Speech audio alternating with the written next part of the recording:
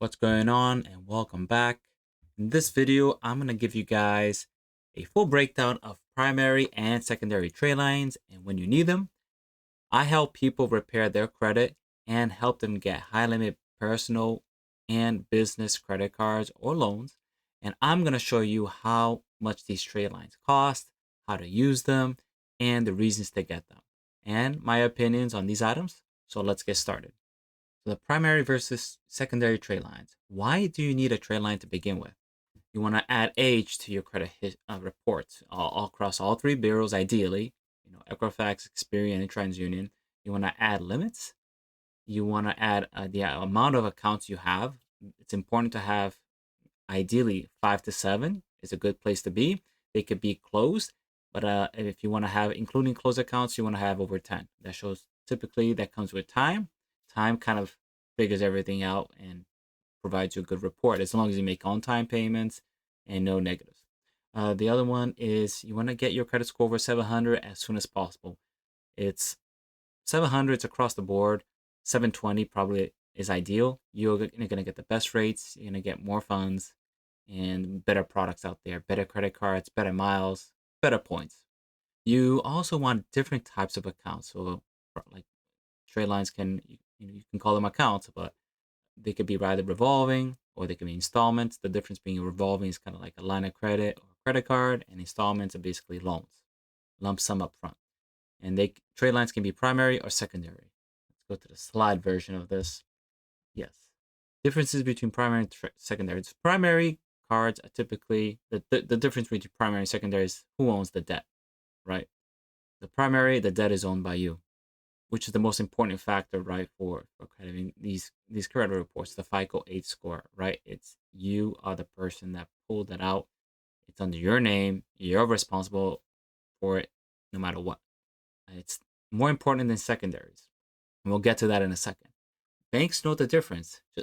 Just because you buy a trade line, like a secondary trade line, and add it to your account, if you have 5 or 10 of them, typically even temporarily, you the banks know the difference. They know authorized user and basically when a person's a primary there. It's listed on the credit report. So not the best way to improve your score overall, make it really strong your report. The primaries also are it's great for limits, age, eventually payment history, and bank tiers are important too. It's better to have a bank like Bank of America on there, Chase, bigger national banks than the regional branch. Overall, that's the ideal. Secondary trade lines is when the debt's not owned by you. The account wasn't opened with your name there. You're not joint on that account either.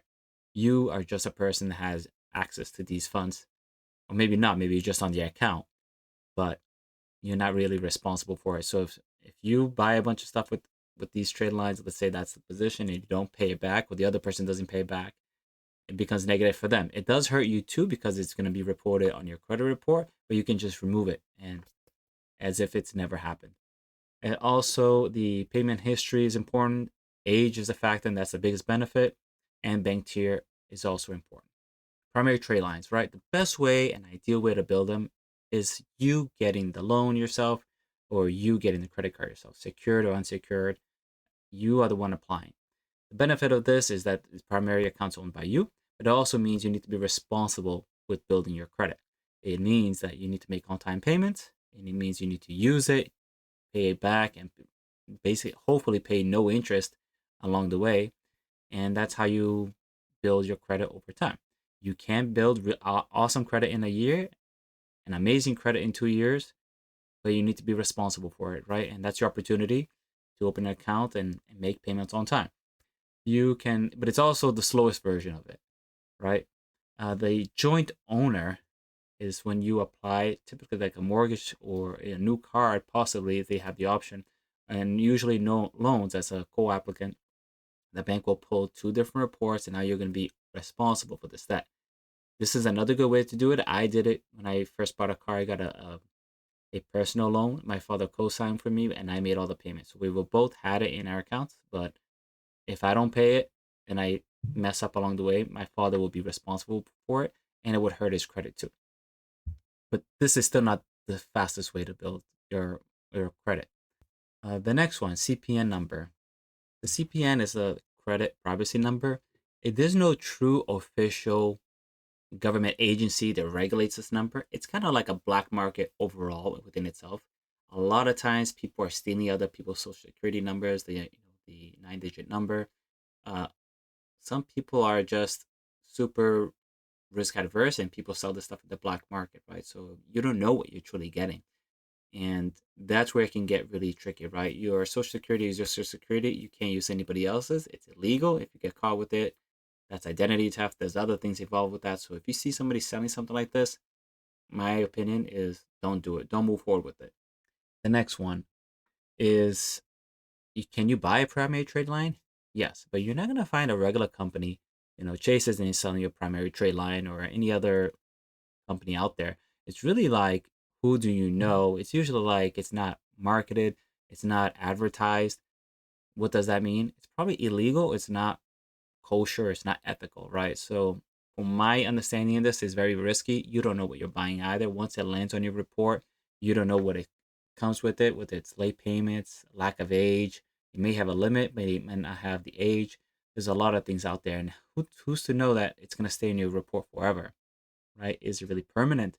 So, really risky to buy one, and they typically only report to one trade bureau, right? So, not credit bureau. So TransUnion may not report on Experian or Equifax. So it doesn't give you as much leverage as you will want. And they are also expensive, right? The market rate for these are like $1,500, $3,000, $4,000.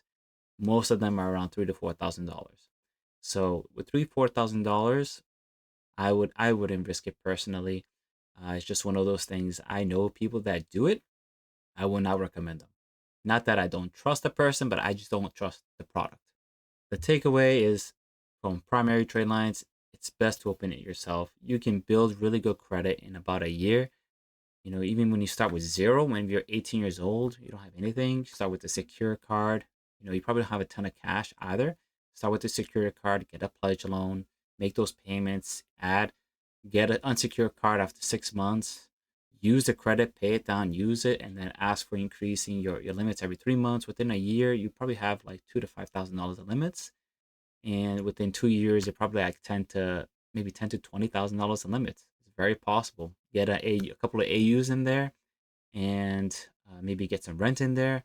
You'll have what, 8 accounts by then. You can get a lot of awesome products out there. A lot of 0% cards, the best rates out there. You'll definitely be in the mid 700s for sure. Secondary trade lines. The only true usage for these, in my opinion, is adding age to your account. You They say that it will reduce utilization. Yeah, overall for the account it will, but on the primaries, it's still being, if a card is at 90% usage, you're not going to bring that usage down by adding a AU. The banks will see that you have a $4,000 balance on a $4,500 card limit. They will see that. So it doesn't really necessarily help you. There's a small help there, but they still see that you're maxed out on your card, and that's not good. So you would want to have utilization overall when you're applying for products around 10%. That's awesome. The low 10% is even better. Under 30% is required. So if I were to go to AU and add it for my clients, I typically pick one or two. It just depends. If they have a very lean profile, I'll ask to get two different trade lines with decent age. But if they just have newer accounts, but they have a lot of closed accounts overall, I would just tell them to get like a 7 or 8 year old AU and bump up their average. Now, the things with secondary trade lines, whether you buy them, you typically, the companies that sell them are requiring the people that sell the trade lines to these companies as a brokerage to keep the usage under 10%. And basically, otherwise, they get booted off the program, right? The customer can still feel an impact, but overall, I would say 90% of it, you're not going to have to worry about that. The other thing, too, about them is they only stay about 2 to 3 months. So when you pay for them, they may report to all three, but typically two is guaranteed. But you're only buying 2 to 3 months of it. So if you only want to get these when you're ready to apply. You want to buy them 7 days before the statement date. Typically, that's how you look for it. So ideally, even that's the closest that you can. And otherwise, at the statement date, it's not going to be reported on your credit report. So you kind of want, if it's the statement date is on the 20th, you want to buy it like at the most like the 12th, in my opinion, and that way it's reported within that time. But also, you you need to give the company a couple of days to have them added to the AU, right? So the further away you are from the statement date, the better. And the bureaus also believe that you are using this money since you it's a trade line. They think you have the card and you're being responsible for it. So that's why they give you the age, but they know you're not responsible for the debt itself. So that's why they don't give you the limit. And that's pretty much it for everything, guys.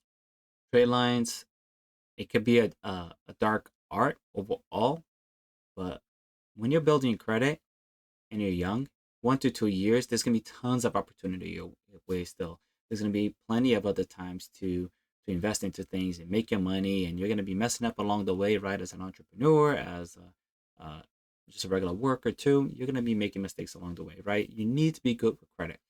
People come to me, it's like, hey, I only have $1,000 limit card, but I'm looking for 50,000. In my head, maybe they are good with $50,000 worth of cash, but maybe they're not too. Especially if we have to do credit repair, right? Of course, I want you to be successful, but also you need to understand that if you're not good with credit at 5,000, you're probably not going to be good with it at 50,000. So my best recommendation is to always build your credit first, build it over time, be good at it. Be good at it as you make more money, as you scale your business, as whatever your needs are, you're ready for them as well, or very close, right? So that's my opinion about that. So I hope you guys like this video. If you have any questions about it, if you have any comments about it, send the comments below. Subscribe to my channel. I'll be putting out more content for you guys about credit repair, getting funding, finances overall, and we'll talk next time.